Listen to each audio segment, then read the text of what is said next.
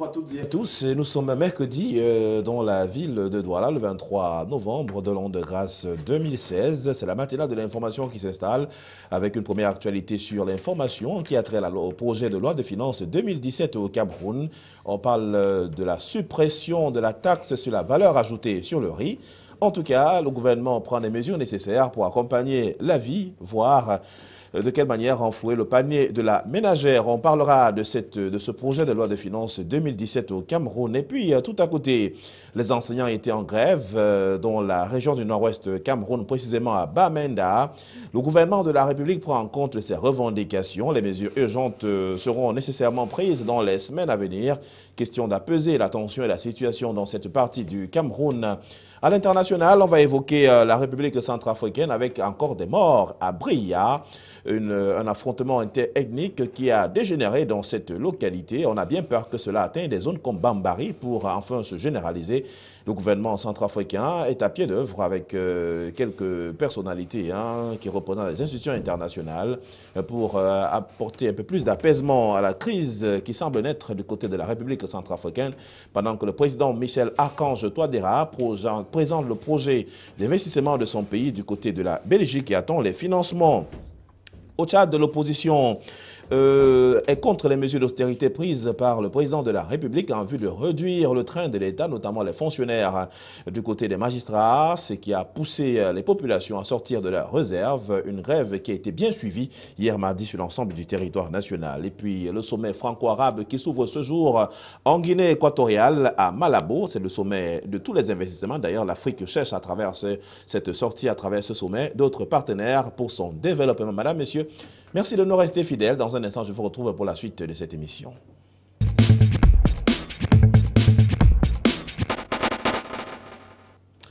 Merci, c'est la matinale sur Canal 2 Info et bienvenue à toutes et à tous une fois de plus. On va dire bonjour à Divinapi qui est à mon extrême droite. Bonjour. Bonjour Serge. Merci de nous retrouver ce matin et de contribuer à la matinale.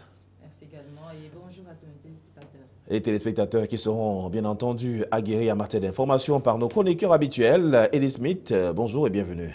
Bonjour Serge et bonjour Divine et aussi bonjour à Christian Patrick Ndobo. Je transmets le même bonjour à Patrick Christian qui nous a rejoint dans ce studio.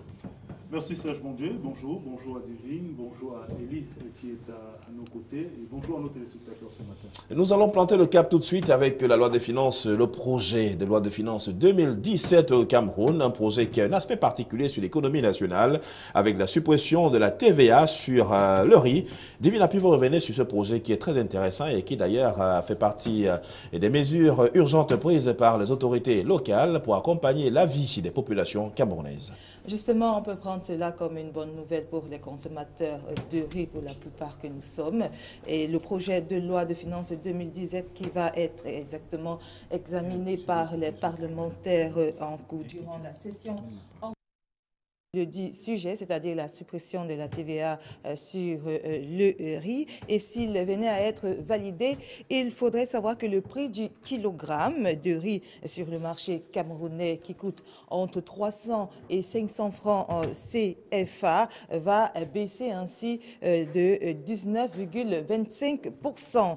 Souvenez-vous, ainsi, le gouvernement avait ainsi restauré le droit de douane de 5% sur les importations de riz, alors que le Cameroun, le droit de douane avait été supprimé en 2008, suite justement au lendemain de la crise relative aux émeutes de la faim. Il faudrait également noter que selon la stratégie nationale de développement de la riziculture au Cameroun, la production nationale de riz est estimée à 100 000 tonnes en moyenne chaque année, cultivée sur 44 000 hectares pour une demande de 300 000 tonnes. Eh bien, la grande partie de production vient du nord-ouest et de l'extrême nord qui produit ainsi les 2/3 de riz du pays. 180 000 personnes vivent ainsi directement des activités rizicoles. Cependant, il faudrait quand même le souligner, le Cameroun est un grand consommateur du riz importé 707 200 tonnes de riz importé pour une valeur de 181 milliards de francs CFA. Et c'est donc que certains analystes disent que l'absence de riz peut ainsi se justifier par l'exportation de la production de sèmerie vers le voisin nigérian. Également, l'éloignement des zones de production de Ndop et de Tonga dans de grands centres urbains. Et finalement, le prix du riz local est plus cher que celui importé. Le riz qui bénéficie ainsi de cette taxe, on va parler uniquement de la TVA, au-delà des frais de douane qui avaient été supprimés par l'État du Cameroun au lendemain de la crise de la faim, donc celle dite de la fin de février 2008. Ellie Smith, c'est une très bonne nouvelle pour les ménages camerounais parce que la loi, en fait, ça reste encore un projet de loi 2017. On espère bien qu'il va être appliqué dans son ensemble avec un retrait, la suppression de la TVA qui est de 19,25%. Comment appréciez-vous cette mesure gouvernementale? Non, moi je trouve que c'est quand un gouvernement fait quelque chose qui est bien, il faut l'apprécier. Il ne faut pas toujours être dans la négation. C'est une très bonne chose. Il faut savoir que l'aliment principal des Camerounais, c'est le riz. Et que, bon, je sais que ceux qui sont, par exemple, M. Bernard Ndjongang, peut-être ne seraient pas contents en disant que peut-être il faut protéger la production, encourager la production locale. Mais quand la production locale ne vient pas au rendez-vous, comme notre consoeur vient de dire, nous produisons, si je ne me trompe pas, seulement 100 000 tonnes par an. Et difficilement, et que c'est difficile même d'arriver sur la table des Camerounais, que la majorité est exportée au pays voisin, le Nigeria. Et je ne suis pas aussi contre, parce que je suis quelqu'un qui est libéral. Si les planteurs des riz camerounais estiment qu'au Nigeria, on les paye plus pour leur riz, c'est mieux qu'ils exportent, et que ça peut aussi être un facteur de stabilité dans cette partie du monde. Moi, je trouve que le gouvernement a bien fait. Si et rien que si elle serait appliquée, parce que c'est un projet de loi, il faut maintenant qu'elle soit ratifiée, puis un décret d'application la mette en action. En action, justement, par ta question, c'est une mesure qui était attendue depuis bien longtemps par les ménages camerounais après la suppression des droits de douane. Aujourd'hui, c'est la TVA qui va être supprimée. On aura beaucoup de riz sur les tables. Je ne sais pas si on aura beaucoup de riz sur les tables, mais ce qui est sûr est que si cette mesure est contenue dans la loi de finances attendue pour l'exercice 2017, elle sera d'application immédiate après que cette loi de finances soit promulguée. Maintenant, ce qu'il faut dire, c'est qu'on va scruter et voir si cela aura un impact véritable sur le panier de la ménagère, parce qu'à grande échelle, ces taxes-là, les taxes sur la valeur ajoutée, profitent aux importateurs, aux commerçants de grande échelle. Est-ce que cela va se ressentir effectivement sur le prix du kilo de riz, n'est-ce pas, dans nos marchés? C'est ce qu'il faut scruter. Il faut surtout scruter aussi le comportement des importateurs et des grossistes dans cette affaire-là. Certains, parfois, ont des stocks qui vont estimer devoir avoir l'obligation d'écouler d'abord, n'est-ce pas, avant que les stocks qui seront applicables, sur lesquels seront applicables cette nouvelle mesure, n'est-ce pas, soient disponibles. Tout cela doit participer, n'est-ce pas, d'un ensemble qu'il va falloir veiller. Est-ce que le gouvernement prendra des mesures, n'est-ce pas, transitoires pour permettre à ces commerçants qui vont certainement déclarer des stocks énormes accumulés pour éviter les pénuries et autres, lorsque certains vont dire s'être approvisionnés pour faire face à la demande croissante qu'on connaît en fin d'année, n'est-ce pas? Et ces stocks-là parfois traversent la fin d'année pour se retrouver même en milieu d'exercice. Est-ce que donc ces commerçants auront des mesures transitoires prévues par le gouvernement pour leur permettre d'appliquer de manière immédiate, n'est-ce pas, je veux dire l'impact de cette mesure sur le kilo de riz sur la place du marché? C'est autant de choses qu'on va regarder. Maintenant, pour la disponibilité du riz sur le marché local, il n'y a pas que la TVA, il y a d'autres taxes. Est-ce que les autres taxes ne récupèrent pas ce que la TVA va devoir laisser? Tout cela doit être pris avec minutie avant de crier victoire. Il va falloir examiner exactement les conditions dans lesquelles, n'est-ce pas, le marché du riz devra se dérouler pour se dire effectivement qu'en retirant quelque chose par la main droite, qu'on ne l'ait pas récupéré par la main gauche. Ou en donnant par la main droite qu'on ne l'ait pas récupéré par la main gauche, vice-versa. Donc, on doit prendre le marché du riz dans son ensemble. Parce que si on parle uniquement de TVA et qu'on est déjà satisfait, on n'a peut-être pas connaissance de toutes les autres taxes qu'il y a. Il y a des taxes autour de l'importation, un certain nombre de choses. Est-ce que ces taxes-là ont diminué aussi? Est-ce que ces taxes sont maintenues? Est-ce qu'à valeur égale, on peut faire un ratio qui détermine effectivement que le prix du riz va revenir moins cher pour la ménagère dans le marché? Je pense que c'est la prochaine étape, n'est-ce pas, des différentes observations et analyses qu'il va falloir faire autour du marché du riz. Autour du marché du riz, hein, donc on espère encourager également par cette occasion la production locale, notamment dans les circuits qui sont aménagés pour la riziculture au Cameroun, le cas de la région du Nord avec Yagua, et aussi dans la plaine de Ndop, où ce sont de véritables foyers qui peuvent accompagner la production du riz de manière générale et que les Camerounais ne puissent pas seulement en manquer, que la demande locale soit satisfaite et que les importations soient quelque peu réduites. D'ailleurs, en tout cas, c'est la volonté des producteurs locaux. Divinapi, on va dire un mot sur peut-être ce riz, peut-être la mesure gouvernementale. Et est-ce qu'on peut ajouter un autre élément à cette sortie, à ce projet de loi qui intéresse forcément les Camerounais? Justement, il faudrait dire que l'on attend qu'elle soit ratifiée, ce projet de loi de finances de 2017, pour que tous les Camerounais puissent bénéficier de ce grand produit qui est très consommé au Cameroun, le riz. Le riz très consommé au Cameroun, on va parler de toute autre chose à présent, restant dans la région du nord-ouest Cameroun. C'est un sujet délicat qui a fragilisé des familles depuis un peu plus de 48 heures aujourd'hui. On parle de ces revendications anglophones dans la région du nord-ouest et sud-ouest du pays. Parmi ces revendications, celle des enseignants qui voudraient voir plus clair dans leur situation et l'équilibre qui pourrait naître au sein de l'applicabilité de ce que disent les lois au Cameroun, ce que dit cette loi également. Tout à côté, les mesures que devraient bénéficier les anglophones qui se plaignent de ce que la loi au Cameroun n'est pas appliquée de manière équitable, entre guillemets, et puis on parle beaucoup plus du français et que les anglophones ont l'impression de ne pas participer de manière efficace et que leurs revendications ne sont toujours pas prises en compte. En tout cas, avec vous, on essaie de voir quel est le point de la situation en ce moment. Alors, il faudrait dire qu'au lendemain de ces différentes manifestations, à Bamenda, on est revenu au calme. Il y a donc une forte mobilisation des forces de l'ordre qui sont donc postées dans les différentes rues de Bamenda pour ramener ainsi le calme. Il faudrait dire que ainsi le bilan fait état d'une centaine de personnes qui ont été mises aux arrêts, près de 10 personnes qui ont été gravement blessées, dont une personne est en état grave. Ici donc, le gouverneur et son état-major donc descendu sur les lieux pour voir plus clair et ainsi ramener le calme.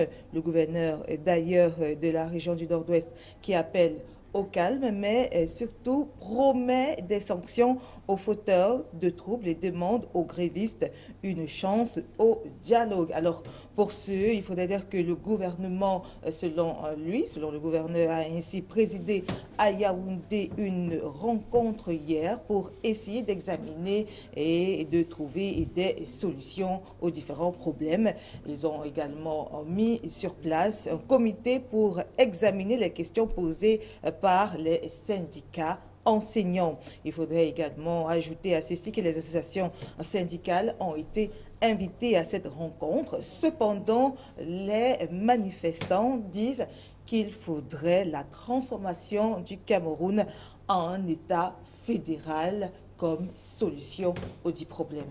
Le gouverneur de la région du Nord-Ouest, Adolphe Lélé l'Afrique Debenjo Tchofo, qui dit d'ailleurs que les mesures seront prises et que les responsabilités seront établies. D'ailleurs, il promet à cette occasion des sanctions pour ce soulèvement. On va évoquer tout de même, Elie Smith, cette dangerosité qui a entraîné la mort de quelques Camerounais et même des blessés graves dans le Nord-Ouest. Est-ce qu'on peut espérer un retour au calme et que le gouvernement prend en main ses responsabilités?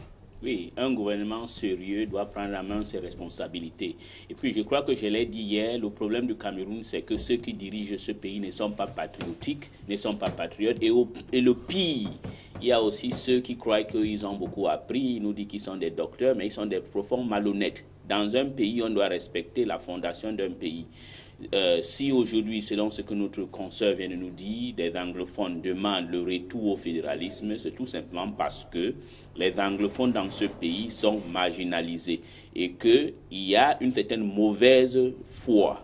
Les gens qui sont en train de faire une certaine apologie qui pense que quand les anglophones veulent faire une demande juste, les gens veulent toujours les référer que auparavant, avant 1916, c'était un Cameroun. Ça, c'est quelque chose de faux et que ça ne tient pas la route.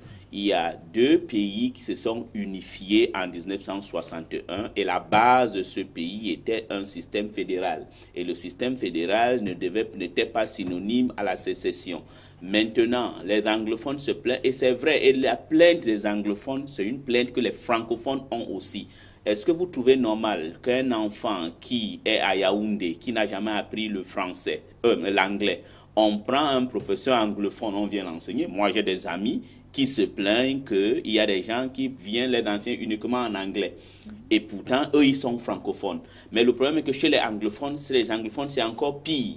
C'est pire parce que vous avez beaucoup de gens qui arrivent là-bas, qui parlent uniquement français, qui ne veulent pas apprendre, qui ne veulent pas parler l'anglais.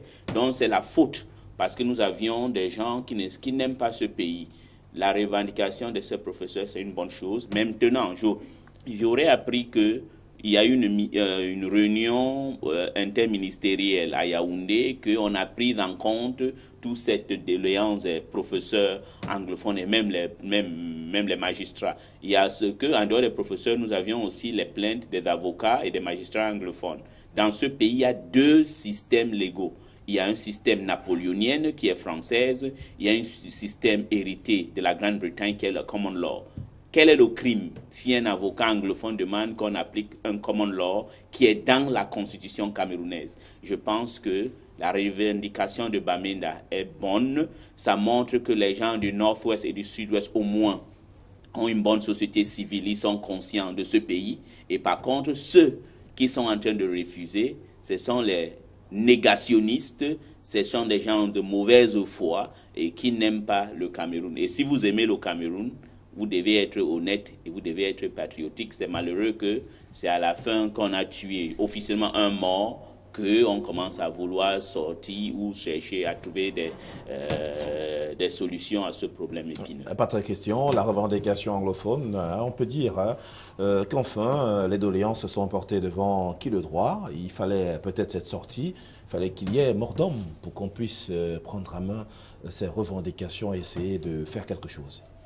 Écoutez, s'il fallait arriver à ce niveau-là, c'est bien dommage. Mais moi, je voulais prendre cette... Parce que ce n'est pas pour la première fois qu'on revendique, à gauche, à droite, dans les régions anglophones du Cameroun. Je voulais prendre cette question sur deux aspects. D'abord, le premier qui est le constat de ce que les revendications de Bamenda arrivent dans une mouvance globale de revendications sociales qu'on connaît dans notre pays, cette année et au début de l'année. Je reviendrai dans le deuxième aspect de cette analyse sur la spécificité, n'est-ce pas, des revendications qui viennent de ces régions d'expression anglophone, notamment le nord-ouest et le sud-ouest. D'abord, globalement, parce que on a vu différents corps de métier ces temps-ci, et même des populations se plaignent.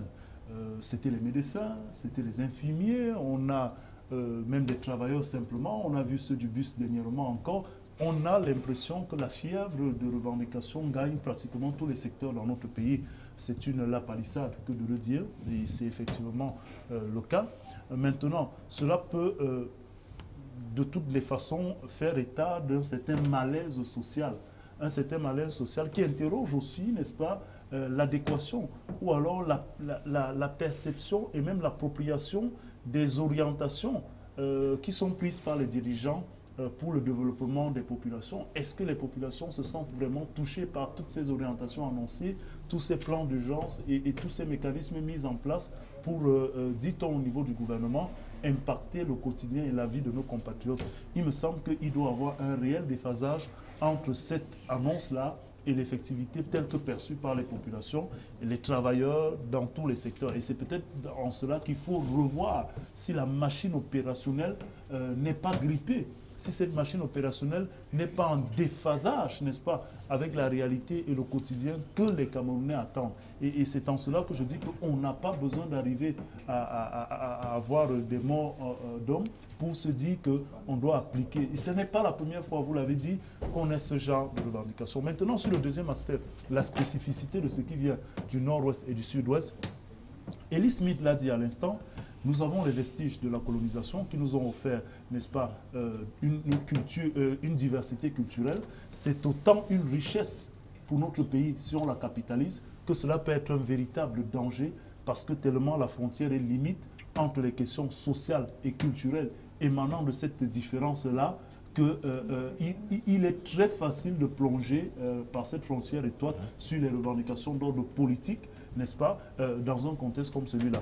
Vous avez, n'est-ce pas, ce qu'on appelait le direct rule, institué par les Français, l'administration directe française, qui a été appliquée dans la partie francophone, et l'indirect rule qui a donné, quoi qu'on dise, à nos frères et compatriotes des régions d'expression anglophone, une capacité à se prendre en main, à décider sur un certain nombre de choses localement, à impacter eux-mêmes leur quotidien sur le plan local et à revendiquer un certain nombre de choses sur le plan de leurs droits. C'est hérité, c'est ainsi. Nous avons hérité d'un système éducatif qui est subdivisé en deux, celui de la partie anglophone et francophone. Nous avons hérité de ce que Elia a appelé tout à l'heure le common law et le droit civil, qui est napolitain. Donc, on a donc toutes ces questions-là qui font en sorte que nous avons une diversité qui a toujours fait le fondement, n'est-ce pas, de notre pays. Le danger, c'est peut-être pour le gouvernement, parce que vous avez évoqué tout à l'heure le comité interministériel qui a eu lieu. Ce comité interministériel, c'est vrai, s'est tenu, et il s'est tenu le 18, bien avant même cet événement. Et on a comme l'impression que c'est après cet événement que les conclusions sont rendues publiques. On a aussi cette impression, c'est-à-dire que le gouvernement, en réagissant de la manière, réagit après coup. Ce qui peut davantage conforter ceux qui pensent qu'il y a de l'inertie dans la prise en compte d'un certain nombre de choses. Et pourtant, il y a des initiatives qui sont faites. Est-ce qu'il y a des personnes en particulier qui les bloquent? Qu'est-ce qu'on gagne à ne pas mettre au devant de la scène, à ne pas communiquer et à ne pas mettre en pratique un certain nombre de décisions et d'orientations qui visent à consolider la diversité culturelle de notre pays et à nous maintenir dans la paix? Il me semble que c'est à ce niveau qu'il faut réagir. Et la spécificité davantage de ces deux régions est aussi au point où nous devons comprendre que si nous ne tenons pas en compte, comme on dit, vous avez beau l'intention peut-être de corriger un enfant, mais écoutez au moins l'objet de ses plaintes avant de lui infliger une... Il faut écouter, il faut dialoguer et il faut faire savoir ce qui est fait. C'est peut-être en cela qu'on va appeler, n'est-ce pas, ceux qui nous dirigent, à prendre avec beaucoup de délicatesse. On le suppose. On a annoncé ce qui s'est d'ailleurs tenu, une concertation du ministre de la Justice avec les avocats. Ça n'est pas très bien sur le plan de l'image de savoir que cela se tient toujours après qu'il y ait des revendications. Et pourtant, on s'imagine bien que ce genre de situations de concertation peuvent avoir lieu avant. Et pour terminer, Serge Mondier, pour terminer, il faut se dire que nous sommes dans une situation délicate parce que malheureusement, on ne doit pas pouvoir oublier les velléités fédéralistes ou sécessionnistes qui existent et qui ont souvent nourri leur lit dans ces régions. C'est légitime au regard de l'histoire de notre pays, même si nous sommes déjà dans un contexte républicain et que nous pensons que les solutions sont peut-être très éloignées de ça. Il faut surtout se dire qu'il y a des personnes aussi qui peuvent en faire de la récupération. Et le discours haineux peut s'installer. Parce que s'il y a des frustrations, s'il y a comme un dialogue dessous, ce discours haineux, cette récupération peut prendre le dessus sur les revendications légitimes qui sont d'ordre social et qui méritent d'avoir une attention particulière. Attention particulière a été celle des membres du parti politique, le principal de l'opposition, le Social Democratic Front, qui ont réagi face à la situation d'Ivinapi. Oui, justement pour dénoncer la recrudescence des violences exercées ainsi sur les manifestants et même les avocats anglophones, eh bien, les députés du Social Democratic Front d'expression anglaise ont ainsi signé une pétition, car selon les élus du Social Democratic Front d'expression anglaise, eh bien, le sous-système judiciaire du common law et le sous-système éducatif anglo-saxon sont les derniers vestiges ainsi hérités du Cameroun anglophone qui contribuent ainsi à l'unité du pays. Contribuer à l'unité du pays, on va vous dire merci d'avoir été là ce matin, Divinapi, et bonne suite sur les antennes de Canal 2 Info pour les programmes qui se poursuivent. Merci également. Et pendant ce temps, nous abordons la page internationale. Je rappelle à l'intention des téléspectateurs que ce jour, nous n'aurons pas la revue de presse cybernétique pour des raisons indépendantes de notre volonté. Mais on va parler de la République centrafricaine avec ses violences et ses affrontements depuis quelque temps, notamment dans la localité de Bria. Là-bas, on indique clairement que la flambée de violence a fait quelques morts. Eli Smith, pendant que le chef de l'État centrafricain, Michel Archange Touadéra, va défendre les projets d'investissement de son pays du côté de l'Europe, alors qu'en RCA, une guerre ethnique semble naître entre les différentes tribus. Oui, avant même de répondre, je vais répondre à quelque chose sur l'état du Cameroun. Les désirs et les manifestations fédéralistes, c'est des manifestations justes. Pour que le Cameroun s'y marche très bien, il faudra qu'on respecte, le fondement de ce pays. Ce pays a été un pays fédéral et que abusivement, celui qui le dit le contraire n'est pas honnête. Abusivement, M. Ahidjo a décidé d'abolir l'État fédéral de ce pays pour que la tranquillité vienne ici, pour qu'on respecte l'origine du Cameroun. Nous devions revenir à l'État fédéral. Et maintenant, on ne peut pas, les Jacobins ne peuvent pas nous décider un jour qu'on doit détruire le système anglophone, éducation et même le système judiciaire. Le truc de la décentralisation, c'est une manière de détruire tout cela. Et ça, ce n'est pas un homme qui aime le Cameroun qui peut le dire. En ce qui concerne la République centrafricaine, nous avions dit ici, depuis l'année dernière, il n'y a pas de recette miracle pour résoudre le problème de la République centrafricaine. Il faudra que tous les engagements internationaux pris vis-à-vis de la République centrafricaine, en particulier en termes financiers, doivent être respectés.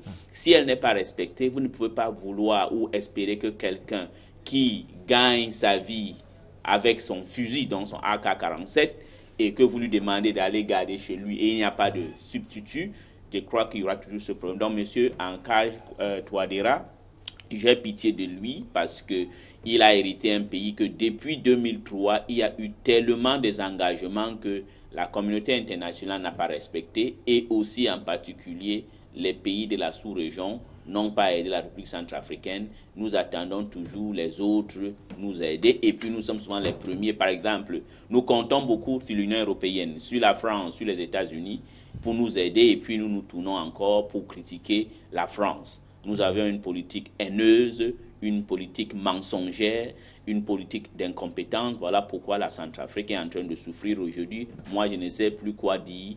Moi, je pense seulement que le DDR doit être appliqué. Tant qu'elle ne serait jamais appliquée, je ne pense pas qu'il y aura la paix en République centrafricaine. Pas de question des affrontements interethniques qui créent des morts. Un bilan qui affiche pour l'instant, d'après ces différents groupes armés qui se sont affrontés à Bria, on parle de 11 morts. C'est bien dommage pour ce pays, alors que pendant que ces affrontements se sont déroulés, on parle de plus de 5000 personnes qui ont rallié le camp des Nations Unies pour essayer de se cacher, de fuir justement ces affrontements-là, et que les populations ont été très apeurées et que jusqu'à hier, on avait encore du mal à retrouver les corps dans les rues de Bria. Oui, effectivement, il y a le FPRC et l'UPC, deux fractions rivales, n'est-ce pas, de la Séléka qui sèment cette nouvelle tension du côté de Bria en RCA. L'objectif, il faut le savoir, hein, c'est la localité de Bambari, où quand même le leader de l'UPC serait installé. Ces deux fractions, malheureusement, font aussi voler en éclats un accord qui, sous l'égide des leaders musulmans, a quand même été signé il y a quelques années pour une accalmie.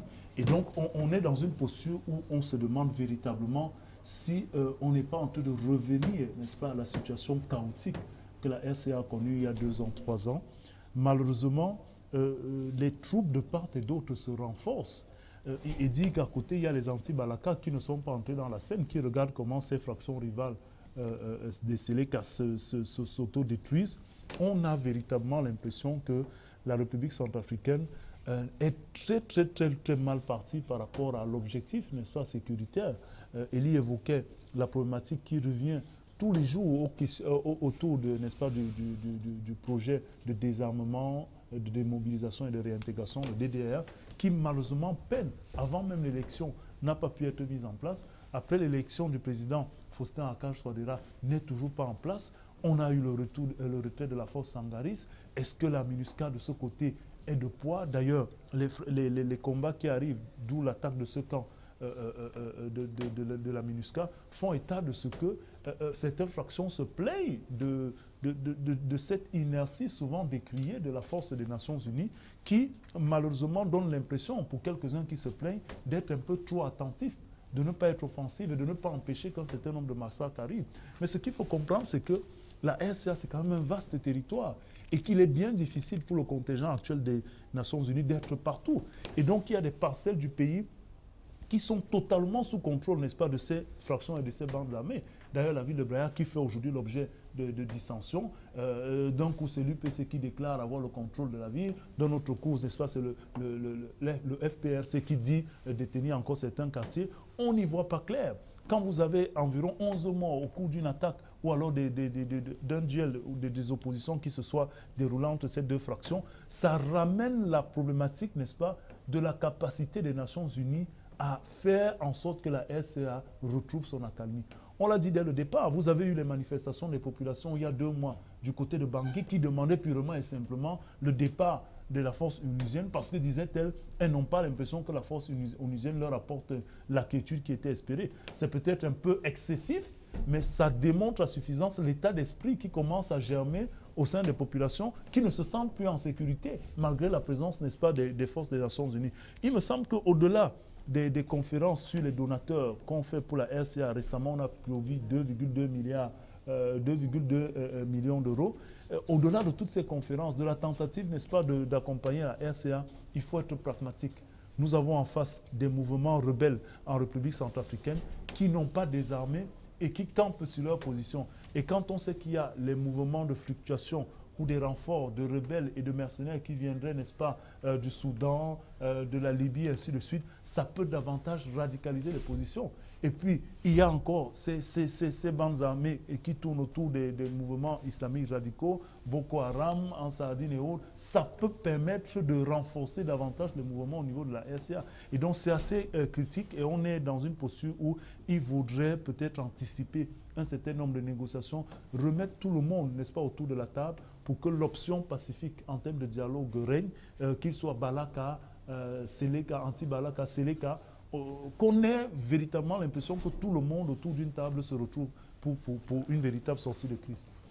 Véritable sortie de crise, la paix et la stabilité sont les gages majeurs pour que la Centrafrique se repositionne devant le concert des nations. Un véritable travail amené par le président Michel Archange Touadéra, on le souligne. Il s'est retrouvé du côté de Londres, hein. C'était avec Catherine Samba Panza, elle qui a aussi beaucoup travaillé pour la transition en République centrafricaine, qui a vu à la clé et à la sortie, disons, la victoire, ou alors l'élection du président Michel Archange Touadéra, devant bien d'autres candidats, hein, parmi lesquels Anis Dologuélé, lui qui était ancien président de la Banque de développement des États de l'Afrique centrale. Partons de la RCA, mais on reste en Afrique centrale. On va du côté du Tchad pour voir la situation politique et qui fragilise la situation, qui fragilise la vie des populations au quotidien là-bas avec des mesures d'austérité qui avaient été prises par le président de la République à travers un décret, réduisant le train de vie de l'État et même des fonctionnaires en termes d'avantages. Une grève a donc vu rentrer en jeu l'opposition tchadienne hier.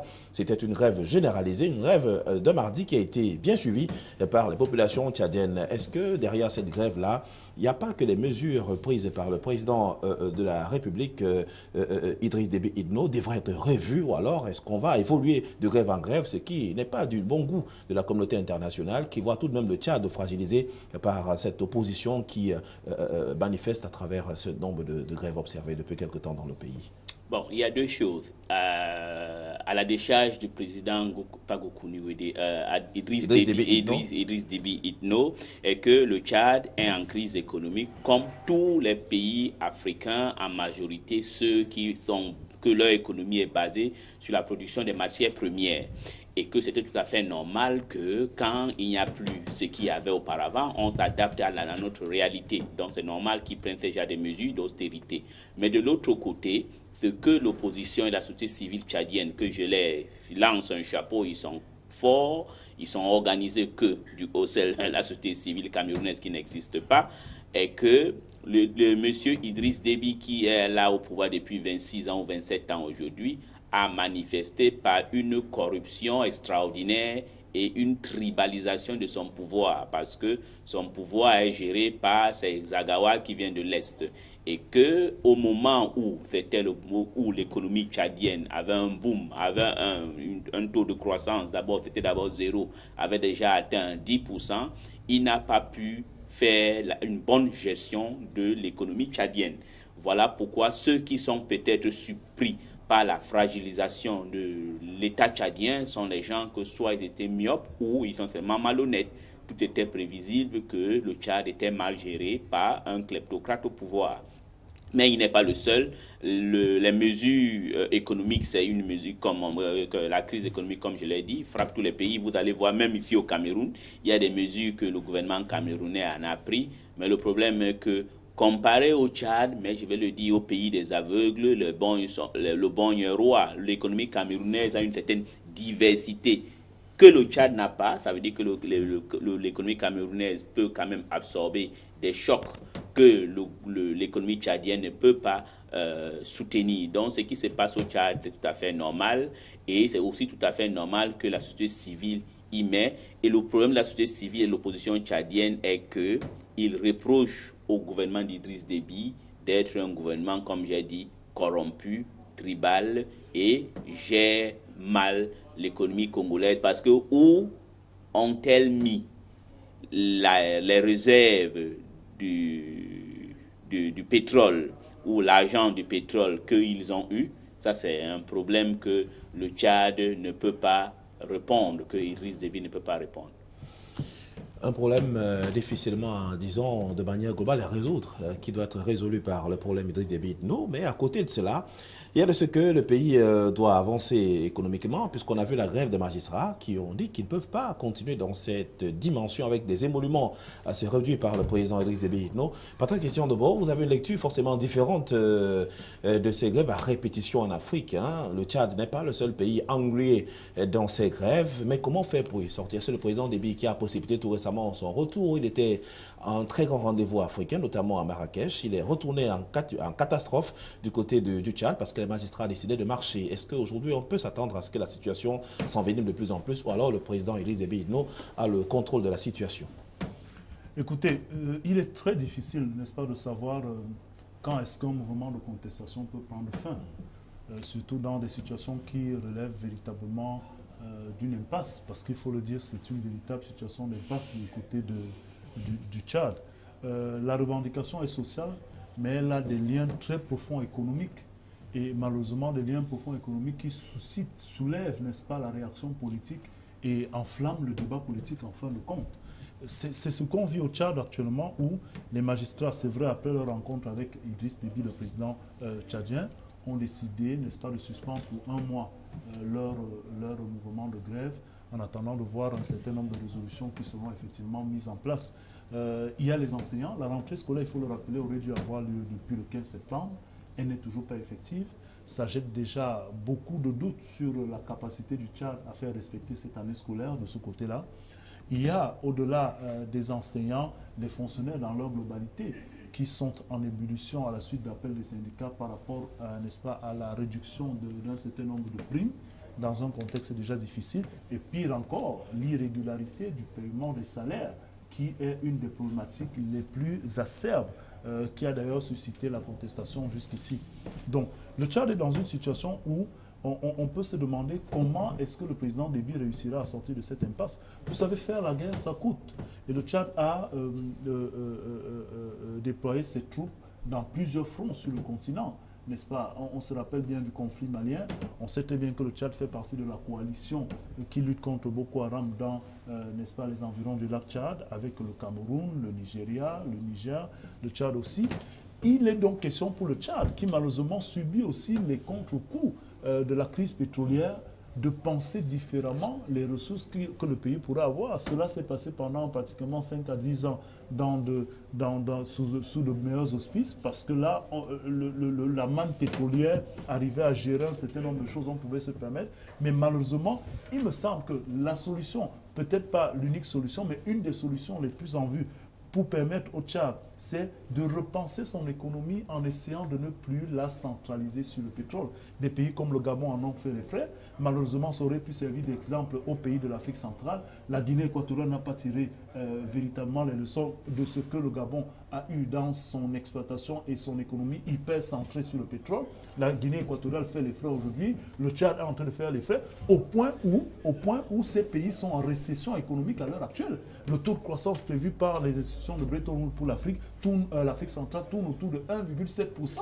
Il n'y a que le Cameroun qui est au-delà de 4%. Ça veut dire que les 6% de croissance du Cameroun espérés seront difficiles, ne seront même pas atteints. Également un pourcentage qui retient un peu les prévisions voilà, de la CEMAC. Et la CEMAC se retrouve autour de 1,7%. Et le Cameroun est donc maintenant obligé de prendre le bâton de pèlerin pour demander à ces pays de l'Afrique centrale de se mettre sous programme d'ajustement structurel avec ces institutions parce que malheureusement, Guinée équatoriale et Gabon sont en récession comme le Tchad. Donc, pour revenir au Tchad et conclure avec cette question, il faut anticiper sur la gestion de nos économies.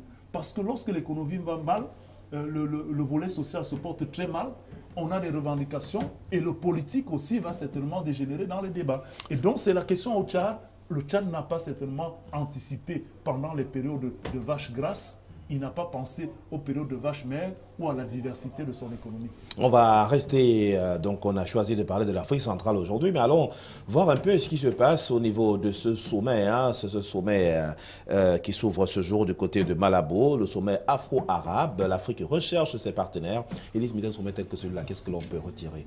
Est-ce que c'est un espace où les Africains auront l'occasion de présenter de vrais et de gros projets? Parce qu'en même temps aussi, il faudra voir comment les États africains pourront lutter contre le terrorisme de demain, avoir les financements. Oui, avant de venir là-bas, je vais venir rapidement derrière. Le Tchad ne peut pas dire que parce qu'ils sont en train de participer dans les guerres, ça a un impact sur son économie. Archi faux. Parce que le Tchad, pour l'effet de Boko Haram, le Cameroun n'a pas eu cet avantage. La Banque des États de l'Afrique centrale a déboursé une somme d'urgence pour aider l'économie tchadienne. Donc, c'est le problème du Tchad, c'est une chose, la mauvaise gestion de Idriss Déby. Il ne gère pas bien son pays. Et là où je suis d'accord avec Christian, c'est qu'il n'a pas réussi à faire la diversité de son économie. Une autre petite bémol, ce n'est pas le Cameroun à appeler les autres à faire le réajustement structurel, c'est le FMI, parce que le Cameroun elle-même n'est pas un bon élève dans la gestion. Parce que, et même le taux de croissance du Cameroun n'atteindra même pas les 4%, ce qu'on dit, parce qu'on n'a pas assez diversifié l'économie camerounaise. Elle est toujours dépendant, oui, mais au pays des aveugles, bon roi, comme j'ai dit, dans ce pays de la CEMAC qui sont tous dépendants, le Cameroun a quand même une base diversifiée qui n'a pas été améliorée depuis 34 ans. En ce qui concerne le sommet afro-arabe, je suis désolé, en principe c'est une bonne chose, mais c'est deux régions du monde qui sont en récession économique, mais c'est deux régions du monde que le taux d'échange n'est pas assez et que souvent il n'y a pas une certaine diversification de leur économie. Auparavant, nous pouvions peut-être se baser sur l'Arabie Saoudite. L'Arabie Saoudite est elle-même en difficulté économique parce que le prix du baril de pétrole est en chute libre, tout simplement parce que l'Arabie Saoudite a décidé de mener une guerre d'arrêter l'exploitation du pétrole du shit aux États-Unis. Et elle a cru qu'elle devait la gagner, elle a gagné momentanément, mais le risque que l'Arabie Saoudite a pris est qu'elle a encouragé les exploitations de pétrole de schiste d'améliorer leur système de recherche et de faire que le coût d'exploitation des pétroles de schiste a baissé. Et ça a fait que beaucoup de ces sociétés qui ont été en faillite ont réussi à se mettre debout. Donc le sommet afro-arabe, pour moi, c'est clairement un sommet de trop. Et puis, elle ne peut pas marcher si vous avez Vous savez pourquoi une économie marche? Il y a quelque chose, il y a une seule chose, la bonne gouvernance. Quand il y a la bonne gouvernance, il y a une manière de gérer l'économie qui est mieux. En Guinée équatoriale, ce n'est pas le pape de la bonne gouvernance, c'est un pays corrompu qui n'a pas su diversifier son économie, comme Christian Dobola dit, voilà un pays qui exportait du cacao, aujourd'hui elle n'exporte plus rien, elle exporte uniquement du pétrole. Donc moi, pour ce sommet afro-arabe, c'est bon pour dépenser de l'argent, mais ça ne servirait à rien. Pas question, est-ce le même revers? Est-ce que c'est un sommet pour rien? Est-ce que le monde arabe n'a-t-il pas une part de responsabilité ou alors une partition véritable à jouer dans cette sphère-là? Bah, écoutez, la première des choses que je dirais, c'est qu'on ne pourrait pas reprocher à l'Afrique de vouloir diversifier ses partenariats, ses partenaires. On est dans un environnement où chaque bloc essaie de tirer le meilleur parti possible, n'est-ce pas, de ses relations. Et il me semble que dans le contexte particulier de l'Afrique, avec une extrême dépendance dans ses relations avec l'Occident, n'est-ce pas, il est important de trouver d'autres voies et moyens. Maintenant, au-delà de cette initiative qu'on peut encourager, il est surtout question de savoir quel est le contenu n'est-ce pas, qu'on donne à ces partenariats qu'on veut diversifier. Si vous quittez les Occidentaux pour aller vous mettre dans un partenariat avec le monde arabe, dans les mêmes travers, sans apporter vous quelque chose à votre vision, à votre volonté, il me semble que vous pouvez tomber effectivement dans les mêmes travers. C'était le cas avec la Chine, comme on disait de la Chine. Il y a l'Inde qui miroite. On peut même avoir des partenariats avec l'Amérique latine. Donc, il est question pour les pays africains de trouver véritablement les voies et moyens qui leur permettent, n'est-ce pas, dans cette relation avec le monde arabe, de tirer leur épingle du jeu, d'apporter une plus-value et de savoir tirer profit éventuellement de la manne. C'est quand même 10%, n'est-ce pas, en termes d'investissement du monde arabe dans les infrastructures en Afrique ces 10 dernières années, ce qui n'est pas mauvais. Il y a que le fonds koweïtien qui a été mis pour le développement, qui a été mis en contribution dans cette relation Afrique-Arabe, a promis $1 milliard, n'est-ce pas, en 2013. Ils font d'autres trouver. Ces 1 milliard ont commencé à être débloqués. Mais est-ce que cela touche effectivement les projets les plus utiles pour les Africains?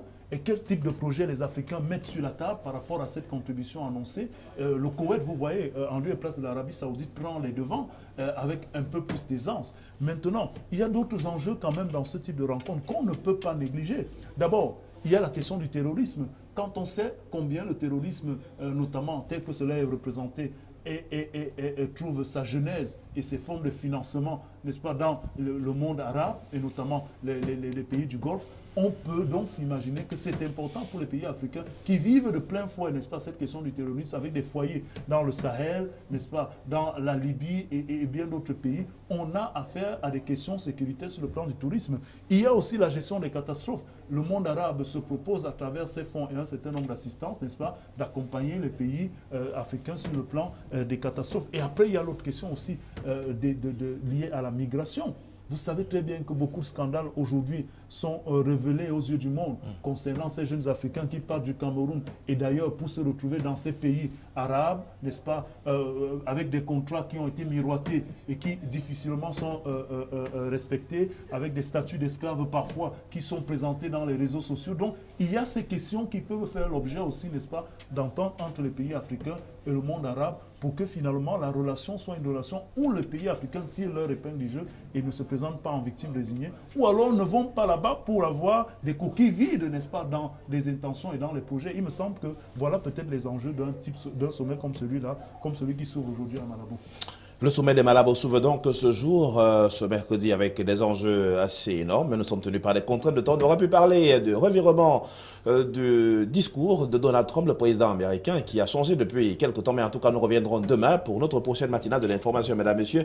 Merci infiniment de nous avoir suivis. Merci à l'ensemble des équipes techniques pour la mise en onde de cette émission. On se retrouve demain à la même heure. Au revoir et bonne suite des programmes.